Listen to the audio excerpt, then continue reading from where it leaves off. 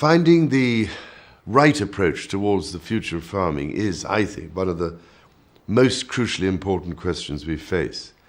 It is essential we develop the integrated approaches that are required to address the complex challenges that underlie our current unsustainable system of food production.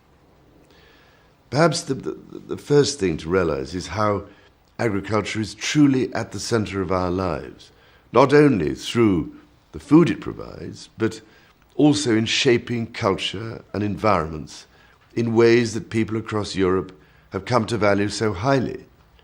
This is particularly the case in those areas where extensive grazing, semi-natural grasslands, and small-scale farming communities have miraculously survived. Despite the large-scale move towards intensification in recent decades, between a third and a half of Europe's farmland is estimated to be of high nature value, including habitats of European importance, such as hay meadows, dry grasslands, and wooded pastures. Many of these farm landscapes have more natural diversity than wilderness areas, but right across Europe, much of what remains of these landscapes is under severe threat of abandonment or intensification. It would be a tragedy of incalculable proportions to lose them just as we begin to understand their full value to mankind. It is increasingly recognized that these farmlands embody an extraordinary range of economic, social, and environmental values. But we must move from the recognition of the importance of these landscapes to developing effective strategies for conservation. I'm convinced that we can succeed, not least through a fresh look at how to design, combine, and deliver common agricultural policy, farm income support, and EU rural development programme measures. I am delighted that Romanian policymakers in the Ministries of Agriculture and Environment are supporting these traditional landscapes.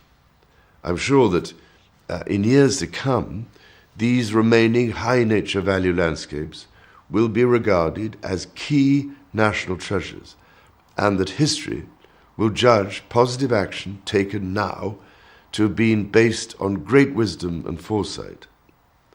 I hope the positive example of the Romanian government will be followed by other European countries with similarly valuable farming systems. Now, as well as developing supportive policies, it is of course vital to deliver them effectively on the ground. Local initiatives are required to achieve this, the driving force coming from local communities, but often catalyzed by NGOs. The Fundația ADEPT is one commendable example. Ladies and gentlemen, before I close, I must emphasize how sustaining high nature value landscapes is not simply a matter for nature conservationists. These places sustain livelihoods, cultural continuity, environmental integrity, and socio-economic stability for many millions of Europeans living within them.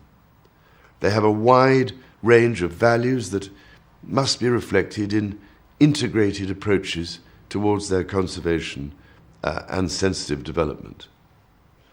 I hope, no, I pray, that it will send a strong and effective message to all concerned about how we value these landscapes and how it is in the interests of wider European society, contrary to the current conventional short-term wisdom that seems to dictate otherwise, to support the small-scale farming communities who have over hundreds of years created what are today among our most precious natural assets and the basis of genuine food and environmental security for the future.